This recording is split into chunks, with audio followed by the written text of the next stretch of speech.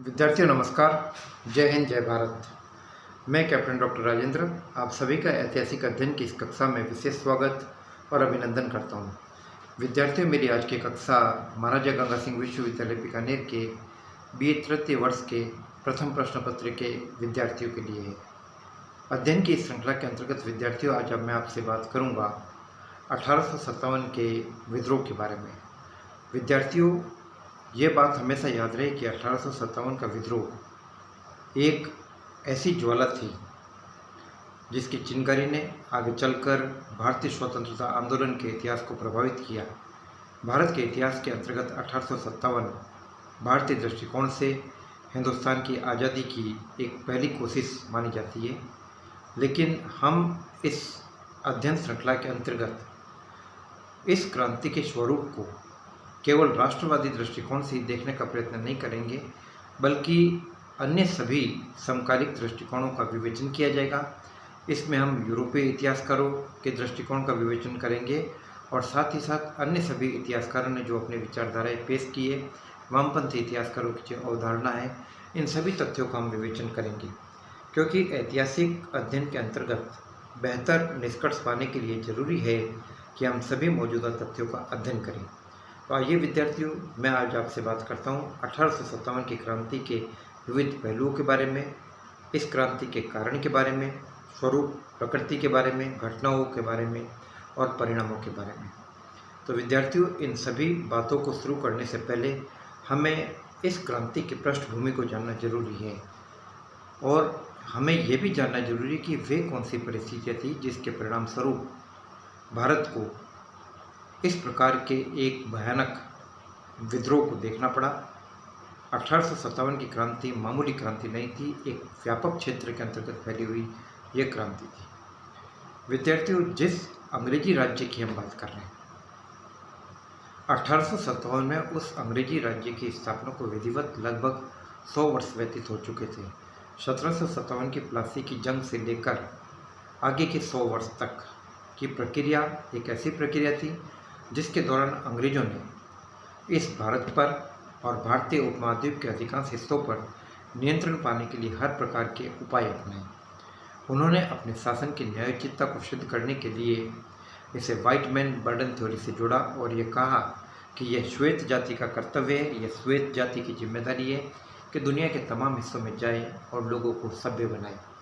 तो कहने का मतलब ये कि उन्होंने अपने साम्राज्यवाद को एक तथाकथित नैतिकता के आवरण से ढकने का प्रयत्न किया। विद्यार्थियों, अंग्रेजों की नीतियों के खिलाफ समय समय पर आक्रोश पैदा होता रहा और ऐसा नहीं कि 1857 की क्रांति इस प्रकार का कोई पहला कदम था। अगर हम इसकी पृष्ठभूमि का विवेचन करें तो हम ये पाएंगे कि समय समय पर अंग्रेजी नीतियों से त्रस्त होकर, अंग्रेजी नीतियों से परेशान होकर यहाँ के लोगों ने, यहाँ के सैनिकों ने बगावत की। जैसे कि हम देखते हैं कि जुलाई 1806 में वेलोर के देसी सैनिकों ने ईस्ट इंडिया कंपनी की नीतियों के खिलाफ बगावत की। इसके बाद हम ये देखते हैं तो हम ये पाते हैं कि 1824 के आसपास भी हमें बैरकपुर छावनी के सैनिकों के विद्रोह का उल्लेख मिलता है। इसके अलावा हम 1848 में दातापुर और कांगड़ा के राजाओं द्वारा भी किए गए विद्रोह की जानकारी प्राप्त करते हैं। इसी प्रकार 1855-56 के दौरान हम संथालों के विद्रोह को भी देखते हैं। हालांकि इसमें कोई संदेह नहीं है विद्यार्थियों कि ये विद्रोह ब्रिटिश सरकार द्वारा, ईस्ट इंडिया कंपनी द्वारा कुचल दिए गए, लेकिन ये एक चिंगारी थी जो आगे चलकर एक बड़े विप्लव के रास्ते को तैयार कर रही थी। और 1857 की क्रांति के लिए जो ज्वालामुखी उबल रहा था, उस ज्वालामुखी के उस लावे के उबलने के पीछे ये कारण भी प्रमुख रूप से जिम्मेदार थे। विद्यार्थियों, जब इस क्रांति के बारे में, क्रांति के कारणों के बारे में, स्वरूप और प्रकृति के बारे में विश्लेषण किया जाता है तो इस बारे में कुछ यूरोपीय इतिहासकारों का ये दृष्टिकोण उभर कर आता है कि यह एक ऐसी बगावत थी जिसे हिंदुस्तान की क्रांति की, हिंदुस्तान की आज़ादी की पहली कोशिश नहीं माना जा सकता, या जिसे हिंदुस्तान के, भारत के स्वतंत्रता आंदोलन का प्रथम अध्याय नहीं माना जा सकता। उनका कहना है कि यह एक ऐसा विद्रोह था जिसका संबंध केवल और केवल सैनिकों से था। उनका यह कहना था कि सैनिकों की अपनी कुछ समस्याएं थी और उन समस्याओं के चलते हुए उन्होंने यह विद्रोह किया। उन्होंने इसको जोड़ा चर्बी वाले कारतूसों के मुद्दे से जब हम ये देखते हैं कि पुरानी ब्राउन बेस राइफल्स को हटाकर नवीन एनफील्ड राइफल्स लॉन्च की गई और एनफील्ड राइफल के अंतर्गत जो कारतूस प्रयुक्त किए गए उनको लंबे समय तक सुरक्षित रखने के लिए चर्बी का प्रयोग किया जाता था। तो ऐसा कहा गया कि गाय और सूअर की चर्बी उन कारतूसों को सुरक्षित करने के लिए प्रयुक्त की गई। तो कहते हैं कि चर्बी वाले कारतूसों का मामला सैनिकों के असंतोष का कारण बना और उनका ये कहना है कि सैनिकों की अन्य छोटी मोटी समस्या थी, जैसे कि सैनिकों की जो मुफ्त की डाक सेवा है वो समाप्त कर दी गई थी, इससे सैनिकों में असंतोष था। सैनिकों को समुद्र पार जाकर सेवा करने के लिए बाध्य किया गया, इससे सैनिकों में असंतोष था। अपनी प्रमोशन पॉलिसीज को लेकर सैनिकों में असंतोष था। उस दौर में हम ये देखते हैं कि कोई भी सैनिक, चाहे कितनी भारतीय सैनिक चाहे कितनी ही वीरता बहादुरी दिखा ले, कितनी भी योग्यता प्रदर्शित कर ले, इसके बावजूद उसे सूबेदार के पद से ऊपर प्रमोट नहीं किया जाता था। इस बात को लेकर सैनिकों में असंतोष था। तो कहने का मतलब कि यूरोपीय इतिहासकारों ने इस विद्रोह को केवल और केवल सैनिक कारणों से जोड़ा, एक सैनिक दृष्टिकोण से देखने की कोशिश की और उसे सैनिकों के विद्रोह को कहकर इसके स्वरूप को जाहिर किया। लेकिन हकीकत केवल एक पक्षीय नहीं है। तथ्यों का गहराई से अगर हम विश्लेषण करते तो हम ये पाते हैं कि इस विद्रोह के पीछे, इस विद्रोह की ज्वाला को भड़कने के पीछे, इसकी पृष्ठभूमि में बहुत सारे कारण जिम्मेदार थे।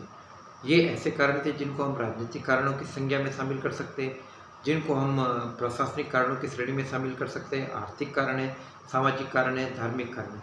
तो कुल मिलाकर कहने का मतलब ये है कि ब्रिटिश सरकार की नीतियों के कारण केवल भारतीय सैनिक ही प्रभावित नहीं हो रहे थे, बल्कि भारत की प्राचीन संस्थाएं, भारत के रीति रिवाज, भारत की परंपराएं, भारत के राजाओं और जमींदारों का राजनीतिक वर्चस्व भविष्य, भारत के आर्थिक हितों पर कुठाराघात।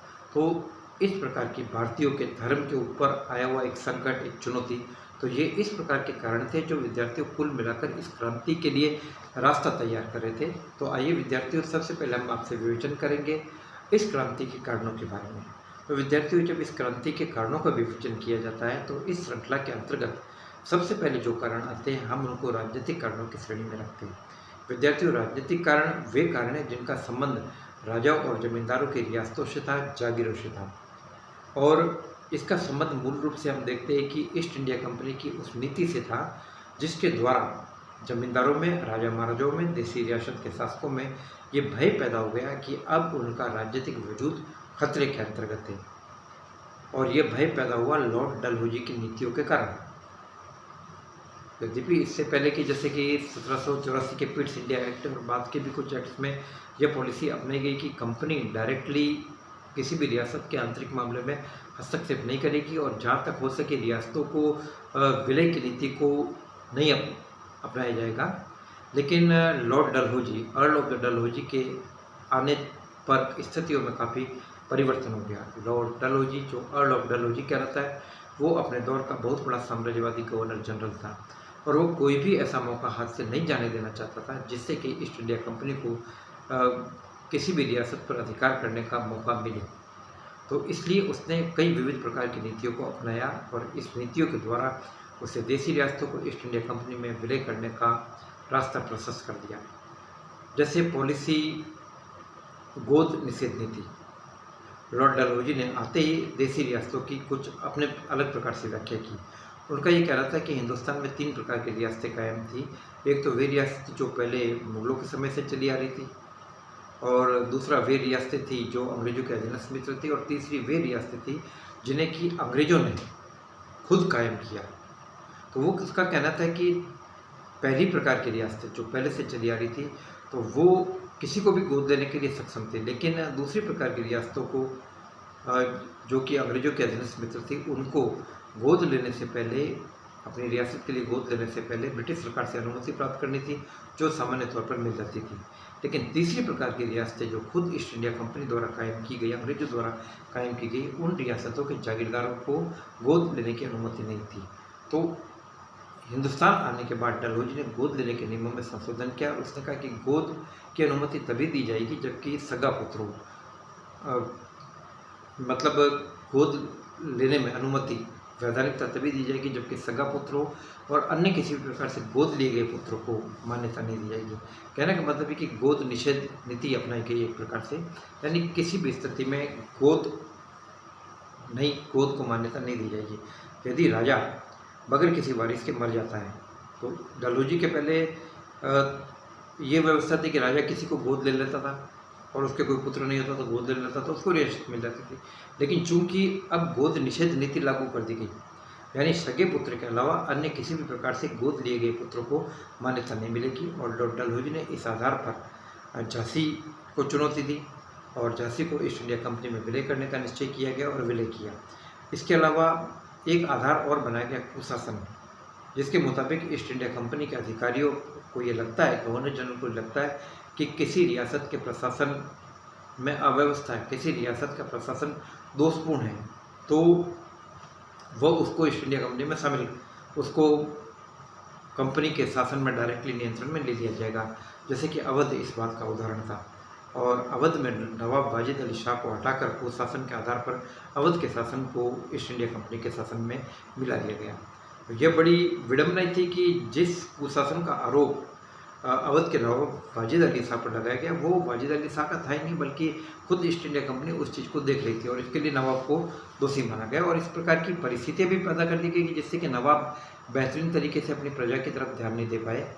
इसके अलावा कर्नाटक और तंजौर के राजाओं की पेंशनों पर रोक लगा दी गई, उनके राजा की उपाधि का प्रयोग करने पर रोक लगा दी गई। तो कुल मिलाकर स्थिति ऐसा पैदा हो गई कि न केवल डलहौजी के पैमाने में आने वाली रियासतों को, यानी गोद निषेध प्रथा के दायरे में आने वाली रियासतों को और कुशासन के आधार पर विलय की जाने वाली रियासतों के शासकों के अलावा उन रियासतों को, उन जमींदारों को, उन राजाओं को भी भय पैदा हो गया जो ईस्ट इंडिया कंपनी के भक्त थे। उनको लगता था कि न जाने किस आधार पर उनकी रियासतें उनसे छीन ली जाएगी। तो यह एक ऐसा संकट था जिसने कि राजा महाराजाओं और देसी रियासतों में ईस्ट इंडिया कंपनी के प्रति असंतोष पैदा कर दिया। लेकिन विद्यार्थियों, बड़े आश्चर्य की बात है कि इतना कुछ होने के बावजूद जब बगावत हुई तो अधिकांश राजा महाराजा और जमींदार अंग्रेजों के वफादार रहे।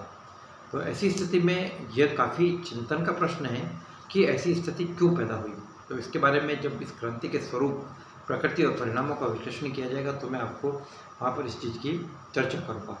इसके अलावा देखिए, देसी रियासतों के राजा महाराजों के साथ तो दुर्व्यवहार किया गया, साथ ही साथ मुगल सम्राट, यद्यपि मुगल सम्राट राजनीतिक दृष्टि से क्षीण हो चुका था, मुगल सम्राट का राजनीतिक प्रभाव काफ़ी कम हो चुका था, लेकिन इसके बावजूद प्राचीन मुगल घराने के रूप में और हिंदुस्तान के महान मुगल सम्राटों के वंशज होने के नाते बहादुर शाह जफर का एक नैतिक प्रभाव, उसकी एक प्रकार की सामाजिक और राजनीतिक मान्यता पूरे हिंदुस्तान में थी। और हिंदुस्तान की हर रियासत मुगलों से मान्यता प्राप्त करना अपने आप के लिए बड़ा महत्वपूर्ण मानती थी। तो अंग्रेजों ने मुगल सम्राट के साथ भी दुर्व्यवहार किया।